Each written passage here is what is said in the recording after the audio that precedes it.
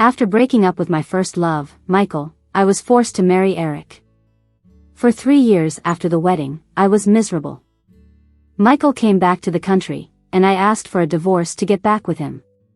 But I was wrong about his true feelings. Michael betrayed me, and I ended up dead at the bottom of a cliff. Everyone thought it was an accident. Only Eric spent years uncovering the truth and avenging me. When I opened my eyes, I found myself back on our wedding night. Eric had just been driven out of the bedroom by me. I rushed forward and grabbed his hand. He paused for a moment, speaking in a cool and tired tone. "What more do you want?" "I'm sleeping on the couch tonight." I opened my eyes and saw him leaving the bedroom. My mind went blank for a moment. This seemed like 5 years ago, back to our wedding night. Back then, I had just broken up with Michael and was forced to marry Eric because of a family alliance. On our wedding night, I had a huge fight with him and kicked him out of the room. That started our 3-year-long unhappy marriage. Thinking about it, I rushed forward and grabbed his hand. He stopped, looking down at me. There was a flicker of weariness in his eyes as he spoke coldly. "What more do you want?" I always thought Eric hated me to the extreme. After all, when I asked for a divorce to get back with Michael, he agreed without hesitation. Until I was betrayed by Michael and died at the bottom of a cliff. Everyone thought it was an accident. Only Eric spent years avenging me. After everything was over, he came to my grave. The always noble and calm Eric cried like a child. Only then did I realize that he had cared about me all along. "Eric," I called his name quietly, "I'm sorry." He paused, then seemed to think of something and returned to his indifferent demeanor. "Miss Angela, rest assured, my cooperation with your father won't change because of anything that happened tonight." Turns out, he thought I was apologizing out of fear he'd pull his investment. "No.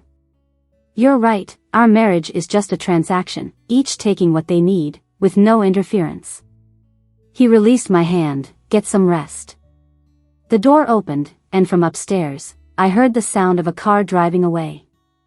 He couldn't even stay for a second longer. I messed up our wedding night all over again. I collapsed to the floor, remembering the hurtful words I had said to him in the previous life. "Eric, I married you because I had no choice.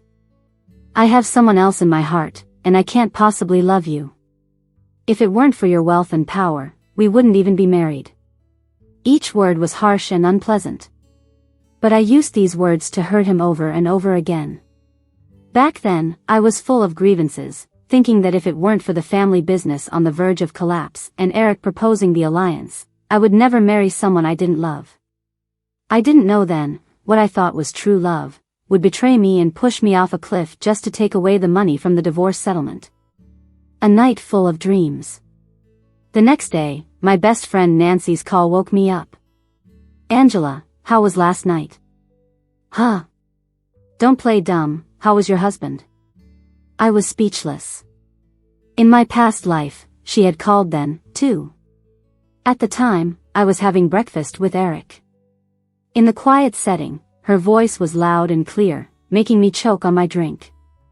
Eric handed me a tissue as if he hadn't heard anything. Throughout our marriage, he remained calm and composed. The only time he lost his cool was when I got drunk and, hugging Eric, repeatedly called Michael's name. He held my waist tightly and pressed me hard against the wall, his eyes red as he demanded, "Angela, look at who I am." Nancy interrupted my memory. "So, how was it?" "I don't know." "Don't you want to try such an amazing guy?"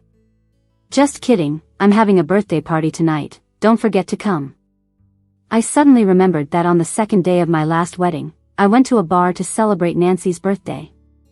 Ignoring my marital status, I got drunk and came home in the early morning. The dark living room, Eric sitting on the sofa, the ashtray full of cigarettes. That was the first time I saw him smoke. Without explaining, I went to bed, turning our relationship to an icy point. But now, I didn't want to repeat the same mistakes. "Nancy, can I not?" "No, you have to come. We've been best friends for 20 years, you can't neglect me just because you're married." I gritted my teeth and nodded. Fine, I'll just drink less tonight and come back early. To be safe, before leaving, I found Eric's number in my contacts, deleted and retyped it, and sent a message, I'm going to a friend's birthday tonight, might come back late. I thought he was busy, but he replied instantly, need me to pick you up? I quickly replied, no, you just carry on with your work. He didn't reply back. In the evening, at the bar, Nancy found a bunch of young male models who were all over us. Last life, I indulged in their attention and got drunk. But now, this feels wrong since I'm married, right? Nancy paused. Didn't you say you have no feelings for Eric and would find a chance to divorce him? Be honest, did something happen last night? No, I just think marriage should be respected. Just then, a handsome guy sat beside me. Sister, it's just a drink, we're not doing anything. Unable to refuse, I nervously downed a glass. Another one came over, join me for one too. So, I ended up getting a few drinks in a row surrounded by these guys. The music was blasting, the bar lights swirling. A beam of blue light hit my face. I looked up to see Eric, with his jacket slung over his arm, face pale, looking gloomy as he saw me surrounded by these guys, drinking aimlessly. The alcohol buzz drained off halfway. I sprang up like I'd been caught in the act. Eric. Nancy followed my gaze. Eric? What a coincidence, Angela's here to celebrate my birthday, do you want a drink? No, he said coldly, scanning our booth, I'm here to take her home. The guys who were flirting with me shrank back. She hasn't even. Nancy was about to protest when I scrambled to Eric's side with an unsteady gait. His expression softened a bit. Silent, he led me out of the bar. Stopping by the car, I apologized softly, Eric, I'm sorry. He paused for a moment, no need. He answered coolly, opening the car door for me. Suddenly, my legs went weak and my forehead fell against his chest. He instinctively supported my lower back, but didn't dare to use force. The warmth of his body came through his shirt, and my nose was filled with a pleasant sandalwood scent. Are you mad? No. His voice came through his chest, buzzing slightly, with an almost imperceptible rasp. He's lying. When he's mad, he likes to sulk in silence. But I don't care. Living another life, I'm lucky enough as it is. Just as I was about to get in the car, someone called me from behind, Angela. I froze and slowly turned around. Michael, my first love and the one who pushed me off a cliff in my past life. My body trembled slightly at the sight of him. He looked at me with sadness. But I remember clearly, in my last life, he didn't show up at Nancy's birthday. Why now? Seconds later, he said, Angela, why did you block me? I see. My actions after being reborn caused a butterfly effect. Even if we broke up, there was still something between us, right? I was shaken and instinctively looked at Eric. His face, which had just softened, turned cold again, even chillier than before. Michael kept on, I know, you broke up with me because of family issues and married someone you don't love. From start to finish, your heart was only with me. Nonsense. I abruptly interrupted him. You're just lying to yourself. You can't forget our years together. You love me, not him. Bullshit.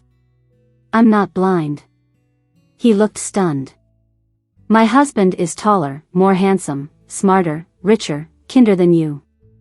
I took a deep breath. And better. As soon as the words left my mouth, the air went silent. Realizing what I'd said, I quickly covered my mouth. It had to be Nancy always asking that slipped it out. Eric's indifferent expression showed a flicker of emotion, but it passed quickly. Michael looked at me, incredulous. Angela, you can actually say that to me? With emotions at their peak, just as I was about to explode, Eric stepped in front of me. He's tall and broad-shouldered, exuding a noble and powerful aura. Why can't she?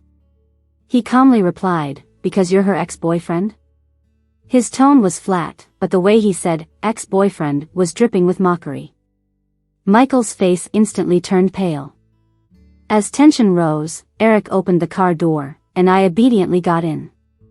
He shot Michael a cold glance before getting into the driver's seat. The entire process was calm yet filled with unquestionable authority. As we drove away, the tension inside me began to ease up. In the silence, he suddenly asked, "What were you afraid of just now?" I was startled. He must have noticed my earlier weirdness. "Nothing, maybe it's just a bit cold." The car fell silent again. Just when I thought my excuse was lame, Eric tossed his suit jacket to me. The whole thing happened without a word. "Thanks." He didn't respond. I carefully covered myself with the jacket that smelled of sandalwood and tobacco, and fell asleep without realizing it. The next thing I remember, Eric was helping me into bed, tucking me in, and pouring me a glass of water. As he turned to leave, I grabbed the hem of his shirt. "Eric." He looked down at me. "I'm really happy I married you." I don't know what happened after that. I only vaguely remember him standing by my bed for a long time. In my last life, after I fell off the cliff, my body was unrecognizable. That disgusting sight made my parents only glance quickly. But when Eric arrived, he stayed in front of my remains for a long time. I thought at the time he was probably gloating, thinking the woman who left him finally got her comeuppance. But what I didn't expect was that when everyone believed it was an accident, Eric insisted on spending years uncovering the truth, eventually bringing Michael to justice. I only realized after my death that he was the only one who truly cared for me. Meanwhile, my soul drifted for years, witnessing it all, and I unknowingly fell in love with him. I told Michael I wasn't blind, but in my past life, I was blind and oblivious, missing everything. Coming back to life, I thought about confessing my feelings to Eric directly. But I didn't know when he started caring for me. I was scared that confessing without knowing his true feelings would backfire. Besides, I just said so many harsh words to him, suddenly changing would seem fake to anyone. So, for the first few days after the marriage, I kept this lukewarm friendly distance. Eric didn't seem eager to engage with me. Except for that night at the bar, he hadn't had any physical contact with me. A few days later, he left for a business trip, leaving me alone in the empty house. When my mom heard, she called and told me to come home. "You just got married. There are things you need to know. While you have the chance, come home. Your dad and I need to talk to you." I responded non-committally, but I really didn't want to go. My whole life, I've been like my parents' puppet. They wanted me to be obedient, to be a lady, and even when they decided my marriage to Eric, I didn't resist. But they never really cared about what I wanted inside. Their concern was only for the other side of the phone that was taken away, and a sweet, clear voice chimed in. "Sis, come back already. I haven't seen you in so long." My mom chimed in, "Yeah, your sister misses you. Don't be so headstrong as her big sister." I sneered inside. All along, they cared only about my sister, Emma. In my past life, my parents were strict with me, punishing me at the slightest misstep. Emma would always sneak in to comfort me or plead for me. After marrying Eric, she always asked me, "Sis, are you really okay with marrying someone you don't love?" When I didn't have the courage to divorce, she encouraged me, "Sis, even if the whole world doesn't support you, I'll be on your side." I considered her my only family. I even felt lucky to have such a sister, thinking it must be my good fortune from a past life. Until I died and my soul drifted back home. I saw her diary. She wrote, "Messed with Angela again today, she's so dumb. A tiny trick and she's hooked. It feels great when mom and dad punish her by denying meals. I wonder when she'll finally leave this house. Eric actually wanted to marry her. Why? Why? How am I not better than her? That witch, I'll definitely show her and win Eric back.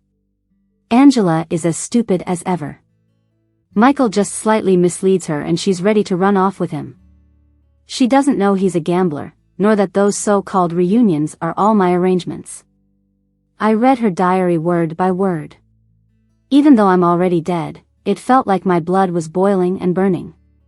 Yet, I felt like I was in an ice cave, trembling all over. I turned my rage into screams, but no one heard my cries. And now, the one who started all this tragedy in my past life, has the nerve to innocently say she misses me. I smirked. All right, I'll come back tomorrow. On the day I returned to visit, I dressed up carefully. Elegant and glamorous, completely different from my usual gentle and obedient self. When the door opened, everyone froze for a moment. Emma was the first to speak. Sis, getting married really changed your style, didn't it? Honestly, you don't look as. She trailed off, eyeing me up and down, with a look of pity. Before, I might have thought my sister was giving me advice while still saving my dignity. But now, I just wanted to laugh. Really? But Eric likes me like this. She was caught off guard, her face instantly changed. Her intentions toward Eric were so obvious, yet I hadn't noticed it before. Maybe sensing the awkwardness, Mom changed the subject. Angela, now that you're married to Eric, many eyes are on you. You can't do things as freely as you used to at home. Was I ever really free at home? The careful way I always behaved, have you forgotten that? Mom was stunned. Casually, I handed my coat to a servant and sat down on the couch, tilting my head to smile at her. If I sat before you in the past, a slap would have landed on my face. Is that what you call free? I heard a door slam behind me, and Dad came storming out of the study. How many days have you been married and you're already talking like this? Have you forgotten the principles we taught you? I dropped my smile. Tell me, what did I say wrong? You spoke back to elders and showed no respect. That's wrong. Do you think marrying into Eric's family gives you the right to come back and lecture us? I wouldn't dare. After all, you two are the king and queen, the world revolves around you. He grabbed an ashtray and threw it at my feet. Mom and Emma screamed, but I stared him down, unfazed. He hadn't expected my defiance. His momentum waned, then he pointed at me and roared. It wasn't for our family's reputation. You think you could marry into Eric's family? This marriage was a transaction. You're just a pawn, nothing more. If I had been as obedient as in my past life, I'd never have heard his true thoughts. To treat your daughter as a pawn, you're such a great dad. I chuckled, stood up, and started walking out. Emma caught up to me. Sis, Dad was just speaking out of anger, don't take it to heart. She quickly changed the subject. I know you're resentful about marrying Eric, that's why you're even angrier hearing Dad say that. I can really relate to you, having someone in your heart but marrying someone you don't love. Sis, if I were you, I'd be braver, chase my true love. I stopped and looked at her, silent. What's wrong? She blinked, uneasy. Do you really want to be this pawn, to marry into Eric's family? No. I smiled. Don't worry, even if you wanted, Dad wouldn't allow it. This burden, your sister will keep bearing it for you. Her face turned sharply pale. You mean? What's done is done. I can't divorce now, can I? Her face grew even more ashen. Just then, someone threw my coat out from inside, and Dad stood in the doorway. If you keep this attitude, never come back home, I'll consider I have no daughter. Mom added fuel to the fire. To dare treat your parents like this, we raised you for nothing. Emma's expression relaxed a bit, even showing a hint of smugness. Sis, just apologize to Mom and Dad. My parents looked down on me with disdain. My coat lay on the floor like a rag, much like how they've always disregarded me. I clenched my fingers. The tension was palpable when a figure suddenly appeared, casually picking up my coat and even dusting it off. Father-in-law, taking it out on a coat seems a bit much, doesn't it? Eric looked at Dad with an amused yet mocking glint in his eyes, instantly unsettling him. Eric, when did you get here? Just now. He turned to me. I came to take Angela home. It seems something unpleasant happened. No, Angela's spoiled from childhood, she's just throwing a tantrum. We just had a small argument. Is that so? But she's part of my family now. Whatever needs saying, I'll handle it, no need to trouble you. He stood between them and me, his expression dark, making his authority clear to everyone. Emma's face was complex, full of resentment and unwillingness. Dad had no choice but to concede, "You're right." He didn't say more, grabbing my hand and leading me out. In the car, he pressed his lips into a thin line, his knuckles turning white on the steering wheel. My heart thudded. Was he angry for my sake? Then it hit me, now that I'm married into Eric's family, Dad treating me like that is a slap in Eric's family's face. No wonder he's so upset. Thinking about it that way, I felt relieved. Have they always treated you like this? Eric suddenly asked. I pressed my lips together. Yeah, I'm used to it. At that moment, a tight string seemed to loosen a bit. The fiery clouds at the horizon were beautiful. I changed the subject. Weren't you on a business trip? It ended early. I heard you went back home, so I came to pick you up. Thanks. He didn't say anything back, just started the car. The setting sun slowly dipped into the horizon, and amidst the busy traffic, I heard Eric call my name, Angela. Yeah. The night slowly fell, and the lights began to shine. He spoke slowly. I'm sorry. I'm late. His deep voice matched my racing heartbeat, perfectly synced for a moment. The unpleasantness at home quickly faded from my mind. But Eric seemed to remember it. I overheard him telling the housekeeper to notify him immediately if I go back there. To say I felt nothing would be a lie. But I wondered if he cared about me or just his family's reputation. There's a gala next week. Want to go with me? Over dinner, Eric seemed casual when he asked. In my past life, this happened too. But I was so mad at him, we spent the whole event ignoring each other. I didn't realize attending such high society events with him was like announcing I was his wife. The night of the gala, Eric and I arrived all dressed up. Most attendees were familiar faces, including those trying to get close to Eric's family for personal gain. Eric stayed by my side for only a moment before getting pulled away by business talks. I stood quietly by the corner buffet, waiting. Sis, you're here too. Emma's voice came from behind, and before I knew it, she linked her arm with mine. She squinted and smiled like we were the best of sisters. Sis, let me tell you a secret. Mom and Dad brought me to find a marriage match. I raised an eyebrow. I thought you already had someone special. She blushed. Sis, don't kid around. Just then, she got a message, her face lighting up. She turned to me excitedly. Sis, the Duke hosting the party invited me upstairs to chat. Will you come with me? Her face was all innocent blushes, hiding any scheming inside. Just like before. I paused for a moment, then chuckled softly. Sure. There was no Duke waiting upstairs. It was Michael, who I hadn't seen for days. In my past life, Emma tricked me into coming here, and I cried in Michael's arms. I hated feeling powerless, hated Eric's powerful family, and even started to hate Eric himself. I didn't know my every move in that room was photographed and sent to every entertainment media outlet. Later, Eric's family crushed the scandal before it blew up. But he never mentioned it to me. I only learned the full story from Emma's diary after I died. Now, we're replaying the scene. Michael stood in front of me, eyes full of emotion. Angela, I know you said those things in front of Eric on purpose. His family holds power over yours. You had no choice. If Eric's family didn't suddenly propose, we wouldn't be in this mess. I'm going to America. Come with me.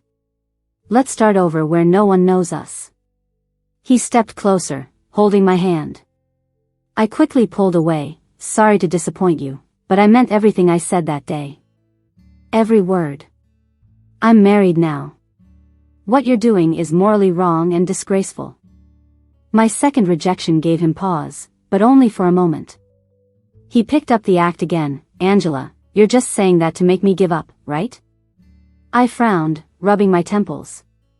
How did I ever fall for someone like this in my last life? I told you, we're. He suddenly hugged me. I don't believe it. You must be forced. You said we'd be together forever. The door had closed at some point, Emma was gone, and Michael's tight embrace was likely already photographed and sent to the media. I shoved him away, gripping the recorder in my pocket. I had evidence. I needed to beat the media to it and stop Eric from getting the wrong idea. As I opened the door, countless flashlights blinded me. Angela, what were you doing in the room just now? Was anyone else with you? We got a tip that you were having a private meeting with a man. You just married into Eric's family. Isn't this behavior a bit unethical? My mind buzzed. I didn't expect Emma to tip off the reporters this time around. Even if I had proof of innocence, being alone with an ex-boyfriend was undeniable. These media types would exaggerate the story.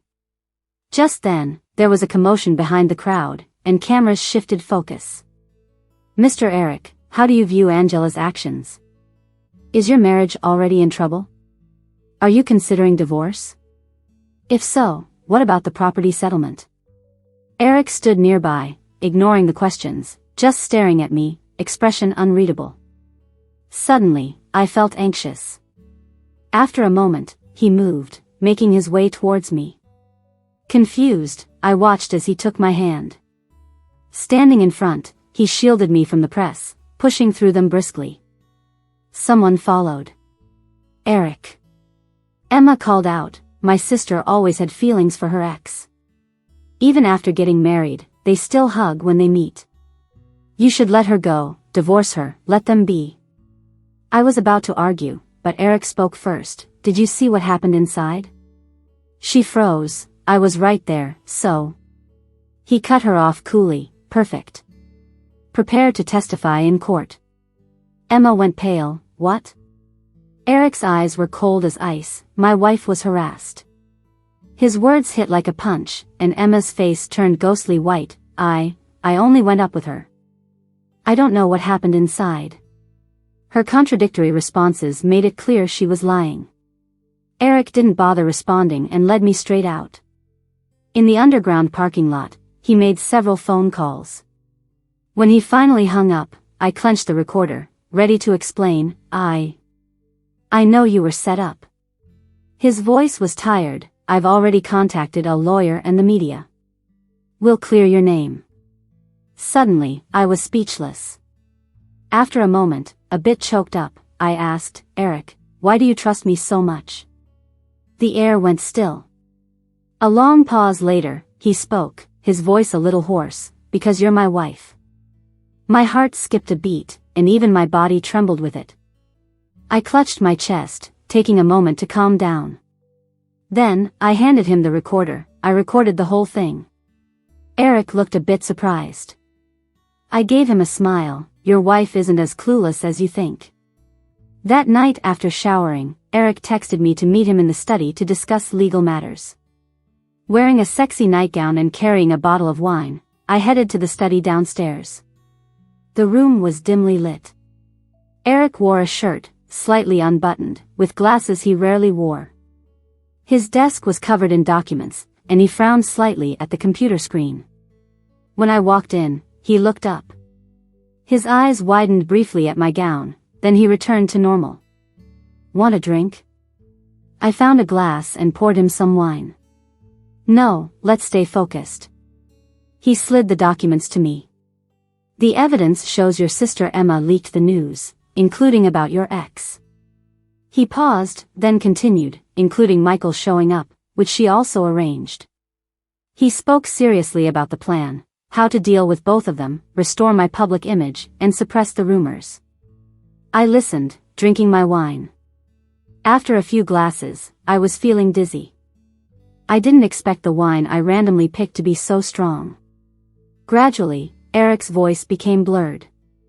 I stared blankly at his lips moving, finding them full and delicate, wanting to take a bite. Eric. I placed my finger on his lips suddenly. He froze, a hint of panic in his usually calm expression. I think I'm drunk, I murmured, staring at his lips. Whenever I get drunk, I want to kiss men. His expression changed again. He brushed my hand away, slightly annoyed, at the bar, too? You wanted to kiss other men?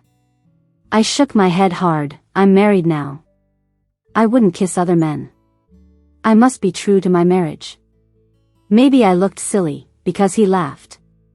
I slowly raised my head, looking into his eyes, moving closer. So, do you want to reward me? The next moment, he pulled me into a hug. Angela, who am I? Eric, my husband. Then, with that, the passionate kiss was overwhelming. I had a long dream. In it were memories of being with Michael abroad after our divorce. Initially, we were happy, even overcoming all odds to divorce, cutting ties with my parents. I didn't regret eloping with him. Until one evening, he invited me to the mountain to watch the sunset. The fiery sunset was beautiful, with orange and purple mixing like a stunning painting. As the sun set, he held me gently. I nestled into his embrace, enjoying our sweet moment. But the next second, he whispered in my ear, "I'm sorry." The next thing I knew, a strong force pushed me off the cliff. I woke up with a start. The sky outside was just getting light. A large hand reached over, gently patting my chest. "Did you have a nightmare?" A deep, hoarse voice asked. I came back to my senses. Those scenes were from a past life. I turned over, snuggling into Eric's arms. The warmth of his body reminded me of our intimacy. "Eric, what I said on our wedding night, it wasn't true." "I'm sorry." "You already apologized," he said, gently running his hand through my hair, his voice a little dry. "Want to try apologizing a different way?" "Huh?" I looked up at him, lost in his dark eyes laced with a touch of desire. "Like, maybe with your body," he suggested. "Haven't I already?" He squinted slightly, a pampering look on his face. Usually so composed and dignified, Eric had a look of desire in his eyes. He easily pulled me back into his arms, lowering his voice, "Then let's try another way." The next morning, Eric was already at work. He replied to a few of my messages, seeming very busy. I started to get a bad feeling. Sure enough, not long after, rumors about our marriage hit the internet. Despite being a businessman, Eric attracted more attention than many celebrities because of his looks and talent. Soon, the news was everywhere, headlining major sites. The comments were brutal: heard Angela's cheating, meeting Michael, caught at a hotel by the media. Eric was there too. Cringe for other people's drama, rich folks are wild. Can't understand a cheater's logic. Why betray a good-looking, rich guy like Eric? Kick her out of his life. Even though Eric tried to suppress it, the news got out. Soon, my phone was flooded with calls from journalists and friends like Nancy. I explained each time, but then Eric's father called, demanding I return to the family home immediately. Since moving after our wedding, I'd had little interaction with Eric's parents. Returning, I faced their anger-filled disappointment. "Angela, you two getting married was Eric's choice. At first, I thought you were stable and sensible, even with your family struggles, so I agreed. But after the wedding, you've stirred up such a mess. Do you know? Eric's just taken over, facing internal board resistance and external competition. Rumors of marital discord make people want to topple him immediately." The old man was furious, pounding the table repeatedly. I finally realized, covering up this thing isn't as easy as I thought.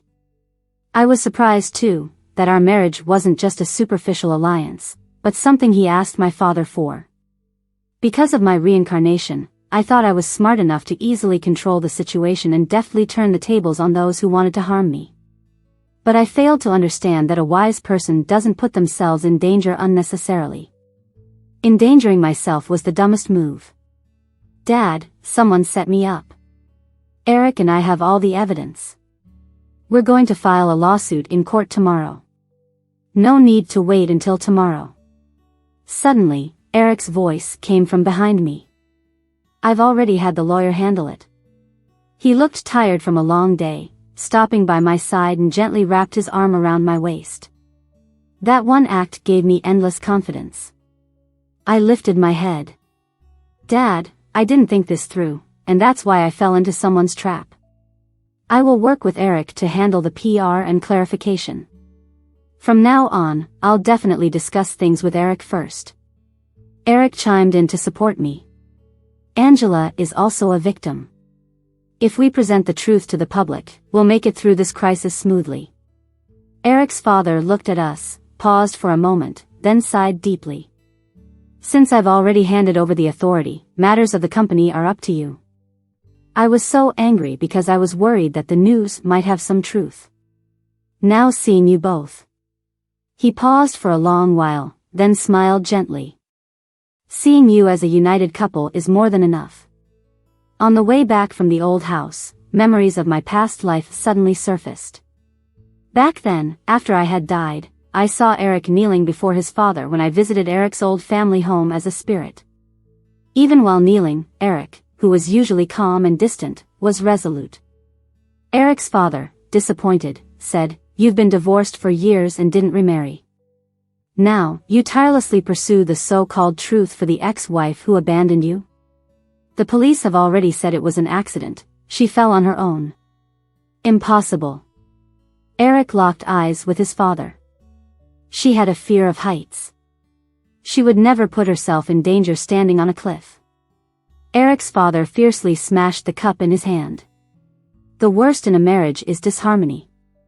She never considered you when alive, yet in her death, you seek justice for her. He sighed deeply and left angrily.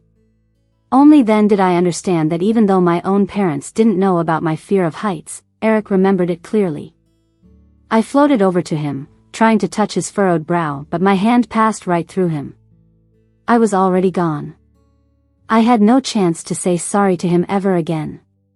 It was as if the heavens sensed my regret and gave me another chance after Michael was executed. Thinking of this, I gently placed my hand on Eric's brow. He was a little startled. "Stop frowning, it'll make you age faster," I teased, trying to lighten the mood. "If you age first while I stay young and beautiful, what then?" He chuckled lightly. "That'd be great. I can show you off everywhere, telling people you're my wife. They'll all think I've got some serious skills." I laughed along with him. Normally so serious, it turns out he can joke too. After our laughter died down, he spoke. The company's Twitter posted the statement. "Once we win, everything will be cleared. I'm sorry, I overestimated my own abilities and it affected you online. It's okay." I looked at him, suddenly having an idea. "Do you want to apologize in a different way?" He was puzzled for a moment, glancing from the steering wheel to me with an ambiguous tone. "Now?" After a pause, he grinned, "If you like doing it in the car, I'm not opposed." I was stunned too, remembering his gestures last night, then understood. "What are you thinking?" "I meant you should register a Twitter account and post a statement with me.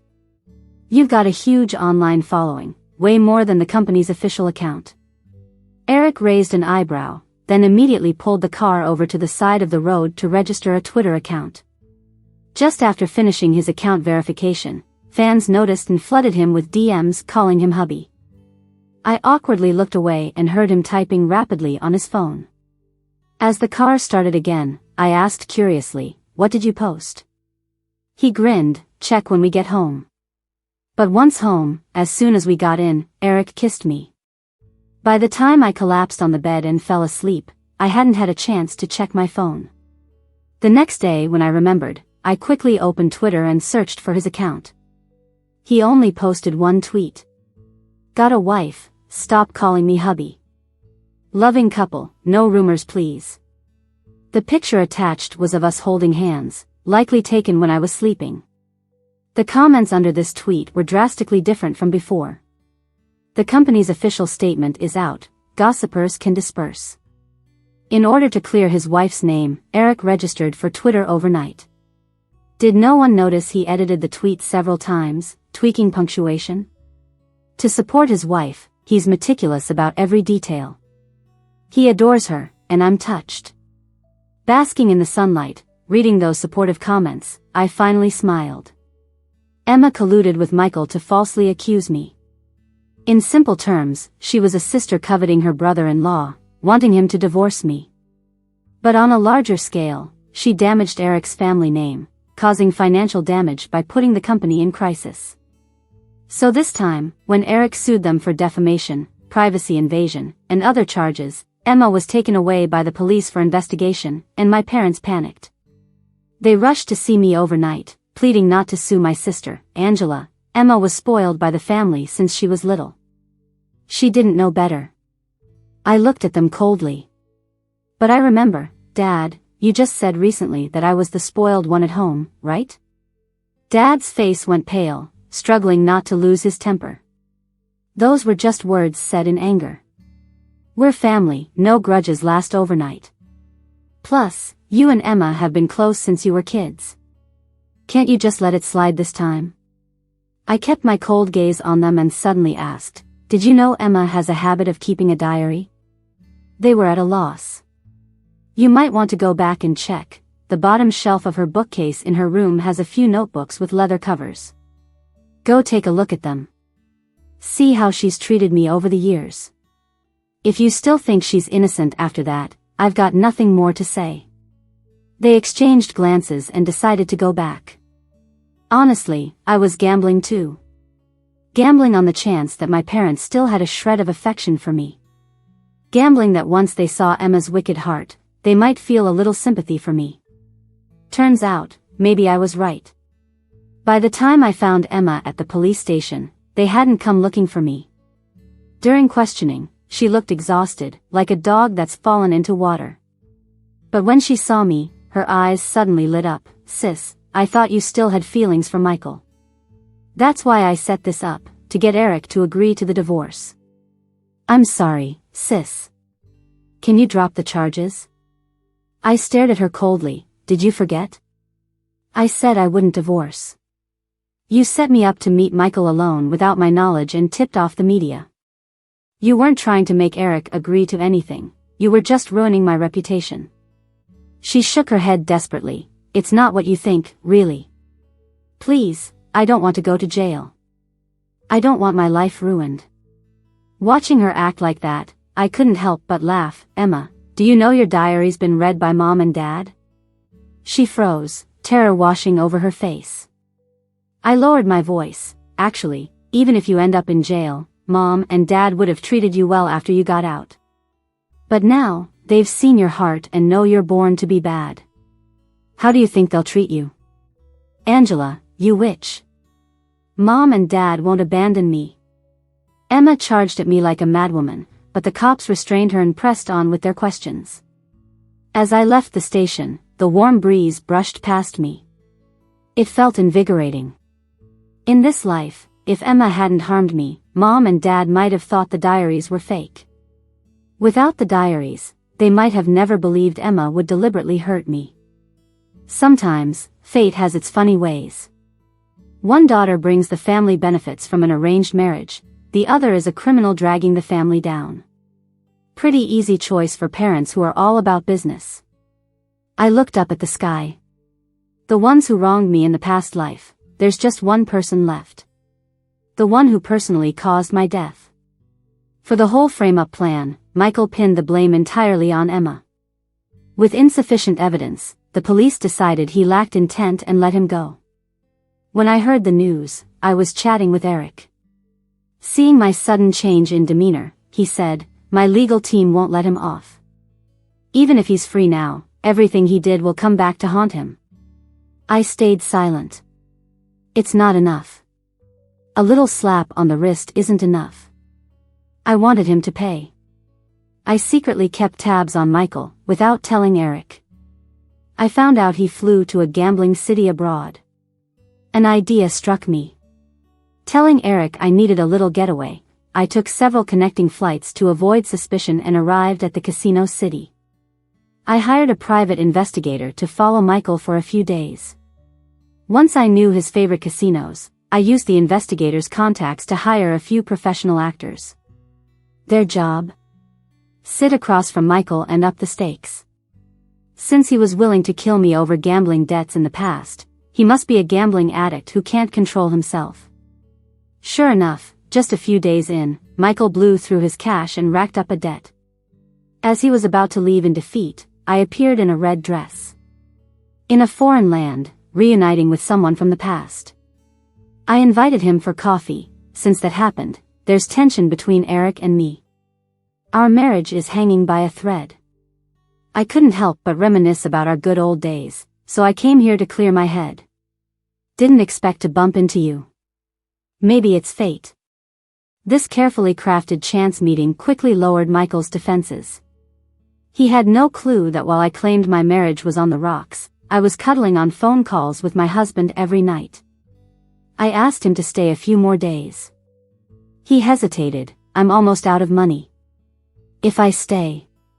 Oh, it's just money. I smiled at him. Don't worry, I have plenty. If you need it, I can cover you. I guess it dawned on him that I was a wealthy woman. His eyes lit up. I'm a little embarrassed. What's there to be embarrassed about? After all the years we've known each other, still worried I care about money? His eyes kept getting brighter. I could almost see the grin he was trying hard to conceal. He probably thought he'd hit the jackpot. For days, I kept my promise. Every time he lost, I'd send a hefty sum, which eventually circled back into my pocket through the actors on the table. He seemed to think that all it took was one win to flip his luck. Didn't realize that winning this one just meant heading toward the next. Gambler's dilemma. In my past life, it all went wrong when I misjudged people. I never guessed he was such an incurable gambler. That blind spot cost me my life. Now, watching Michael squander money at the table is like watching a clock tick down. When he came to me asking for more cash, I used a card limit excuse. Why not borrow from the casino first? I'll pay it off once my card goes through. He seemed a bit hesitant. You know, if you can't pay back the loan, those gangsters. Don't worry, I'm always here and won't leave. And we've been through so much together, do you really think I'd abandon you? With my persuasion and his gambling addiction, he hit the casino the next day, taking out a loan just like I suggested. When he came to me again, I handed over the money without a second thought. Once becomes twice, then 3 times. Life in the flashy and extravagant casino world flies by, and during this time, Eric urged me to come home many times, but I kept putting him off by saying just a little longer. Finally, he asked me, "What are you waiting for?" I paused for a moment. Trust me, once I finish everything, I'll definitely come home safe. There was a long silence on the other end. All right, I'll wait for you. As time went on, Michael borrowed more and more. He was pretty certain that in just a few days, I'd help him clear all his debts. But he didn't realize that all gifts of fate come with a price. After I paid off his loan for the last time, I took a flight back home and blocked all his contacts. I knew he went again to borrow money from the casino, this time likely even more. Before I left, I had those actors spread rumors around the casino, saying Michael was a rich kid. Those words surely reached the lender's ears. If they find out Michael can't pay, they'll definitely grab and torture him, extorting his family.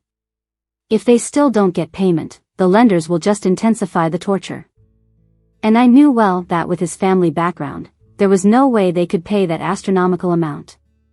Eventually, he'd either be tortured to death or sold off to Southeast Asia.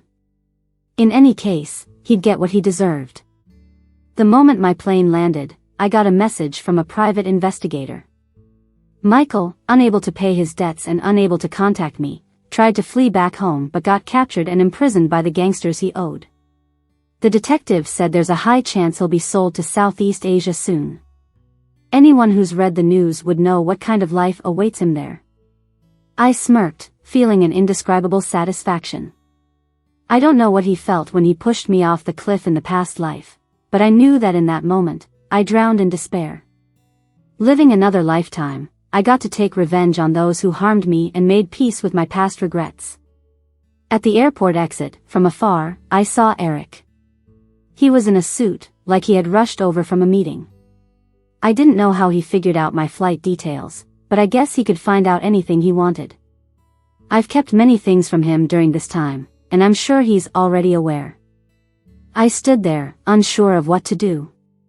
He walked towards me with big strides and gave me a huge hug. Welcome home. I felt a bit stiff. Aren't you going to ask what I did? He shook his head.